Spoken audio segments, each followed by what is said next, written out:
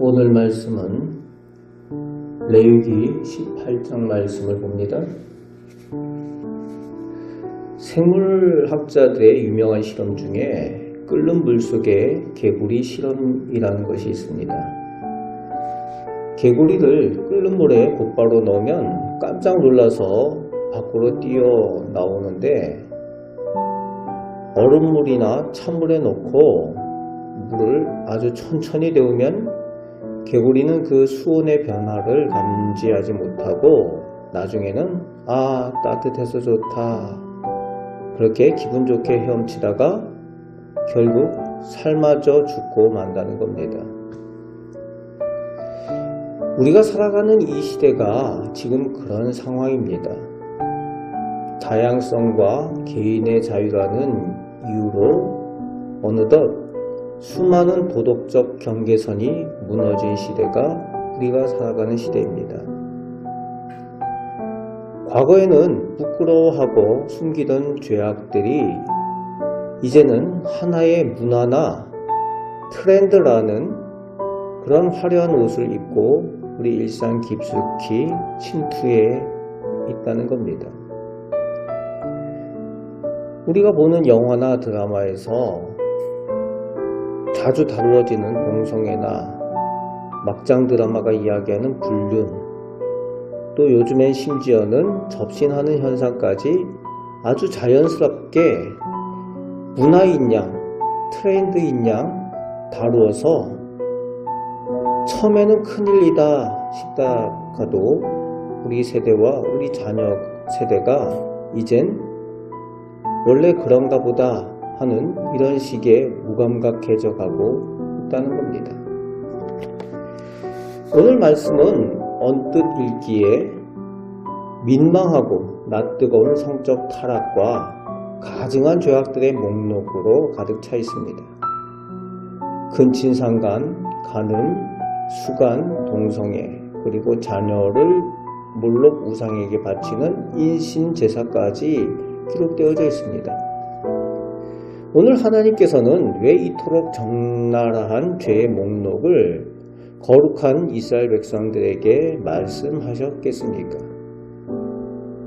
3절 말씀에 그 답이 있습니다. 너희는 너희가 거주하던 애굽 땅의 풍속을 따르지 말며 내가 너희를 인도할 가나안 땅의 풍속과 규례도 행하지 말고. 당시 이스라엘 백성이 빠져나온 애굽과 또 앞으로 들어갈 미래의 가나안은 모두 당대 최고의 문화 문명을 자랑하던 곳이었습니다. 그들이 나왔던 애굽, 거대한 피라미드를 건설한 이 이집트가 당시에는 국력과 문명에서 최강국이었습니다. 떠나와서도 계속 생각이 나는 거죠. 그리고 그들의 풍습을 버리지 못하고 있는 겁니다. 거기서 태어나서 그곳의 풍습에 익숙한 이들이 그대로 아직도 이 광야에서도 하고 있는 거죠. 하지만 한편 문명이 발달한 만큼 영적으로는 극도로 부패했던 곳이 애굽이었습니다.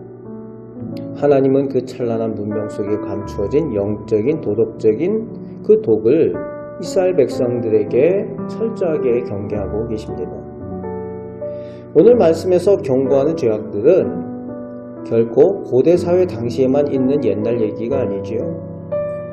어느 시대든 하나님의 법도를 떠나 세상의 풍속을 쫓아갈 때 한 영혼과 공동체가 얼마나 황폐해지는지 우리는 역사를 통해서 알 수가 있습니다. 역사 가운데 시대마다 이런 일들이 반복되어졌다는 겁니다. 인류 역사상 가장 화려했지만 동시에 가장 타락했던 문명 중에 고대 그리스 지역의 폼페이가 있습니다. 화산 폭발로 하루아침에 돌무더기에 갇힌 이 폼페이 유적이 발견되었을 때 전 세계는 경악을 금치 못했습니다. 귀족들은 대저택과 길거리, 목욕탕, 그리고 곳곳에서 오늘 말씀에서 하나님이 미워하시는 그 온갖 동성애, 수간, 난잡한 성적 타락의 흔적들이 벽화에 그리고 조각상으로 고스란히 남아 있었기 때문이죠. 그런데 더 충격적인 것은 그 폼페이 사람들이 처음부터 그런 괴물 같은 사람들이 아니었다는 겁니다. 역사학자들이 연구한 것에 따르면은 이 폼페이 시민들은 정말 처음에는 아주 사소한 유흥을 위해서 또 작은 그런 음란한 연극을 그저 문화로 수용하기 시작했던 정도였다는 거죠. 이 정도 축제는 괜찮겠지. 남들도 다 즐기는 유행인데 라며 아주 작은 세상의 풍속 정도로 허용을 했었다는 겁니다. 그런데 그 문화라는 이름의 물이 서서히 데워지는 동안 그들은 가마솥 개구리처럼 자신들의 영혼이 죽어가는 줄 몰랐습니다. 경계선이 한번 무너지자 죄에 대한 감각이 마비되었고 결국 가증한 풍속의 구렁텅이에 모든 이들이 집단으로 빠져버렸다는 거죠. 결국 한 도시 전체가 영적으로 또 물리적으로 파멸로 끝나버린 겁니다. 마치 소돔과 고모라를 그대로 본 것 같습니다. 오늘날에도 사단은 결코 우리에게 자, 이제부터 엄청나고 거대한 죄를 지어보자 하고 다가오지는 않는 겁니다. 고리타분한 꼰대냐? 시대가 변했어. 이 정도는 문화지. 남들도 다 그래. 이 정도는 되어야 뒤처지지 않지. 그런 식으로 작고 달콤한 말로 속이며 하나님 말씀에 거룩한 경계선을 조금씩 지어나가는 겁니다. 그것이 우리 교회들 안에도 일어나는 일들입니다. 이제 본문 25절과 28절을 보면 그 땅도 더러워졌으므로 내가 그 악으로 말미암아 벌하고 그 땅도 그 주민을 토하여 내느니라 말씀하십니다. 땅이 토하여 낸다는 거예요. 성적 타락과 우상 숭배는 그래서 단순히 개인의 죄로 끝나지 않고 그들이 발을 붙이고 사는 터전과 사회 전체를 오염시키고 결국 붕괴에 이르게 만드는 영적 법칙이라는 겁니다. 결국 하나님이 지으신 땅은 그들을 토해내므로 그들이 그 땅에서 심판과 멸망을 당하게 되고 내가 안정적인 터전이라는 곳에 더 있지 못하도록 쫓겨나게 될 것이라고 경고하는 말씀인 겁니다.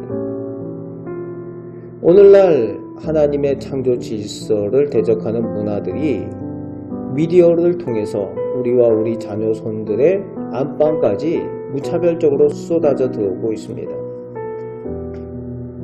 내가 말씀의 경계선을 지키지 않고 정신을 차리지 않으면 큰일 난다는 것을 우리는 알아야만 합니다. 오늘 말씀에서 하나님이 죄라고 하는 것이 시대가 지나서 나중에 오늘날에는 괜찮은 것이 아니라는 거예요. 그때는 죄였는데 지금 죄가 아니라 그렇지 않다는 겁니다. 우리가 오해해서는 안 됩니다. 그때도 죄악이었으면 오늘 우리 시대에도 여전히 하나님 앞에 죄인 겁니다. 하나님께서는 본문 4절에 너희는 내 법도를 따르고 내 규례를 지켜 그대로 행하라. 나는 너희의 하나님 여호와이니라 말씀하십니다. 우리가 하나님의 백성, 하나님의 자녀다워야 한다는 거지요. 이제 세상의 기준이 시시각각 변하고 문화가 우리를 유혹할지라도 우리는 하나님의 백성답게 영원한 기준인 하나님 말씀을 따를 때 하나님처럼 거룩해지는 것인 줄 믿습니다. 세상의 거센 풍속 속에서도 나는 너희의 하나님 여호와이니라 하시는 그 하나님의 음성을 늘 기억하며 구별된 거룩한 삶을 살아가시는 복된 하나님의 자녀 다 되시기를 주님의 말씀으로 축복합니다. 아멘. 기도하겠습니다. 아버지 하나님, 저희가 하나님 은혜 받아 하나님의 백성, 하나님의 자녀된 사람들입니다. 하나님의 거룩함을 저희가 기억하여 저희도 하나님의 자녀답게 거룩하게 하여 주옵소서. 세상의 풍속에 휩쓸리지 않게 하여 주시고 마귀의 유혹에 넘어가지 않게 하여 주시며 오직 하나님 편에 서서 하나님 닮아가는 저희들 되게 하여 주옵소서. 아버지 하나님, 저희를 긍휼히 여기시고 저희를 선한 길로 인도하여 주시며 저희에게 필요한 것들을 허락하여 주시고 하나님께서 하나님을 사랑하는 저희를 복되게 하여 주옵소서. 우리를 사랑하시는 예수 그리스도의 이름으로 기도합나이다. 아멘.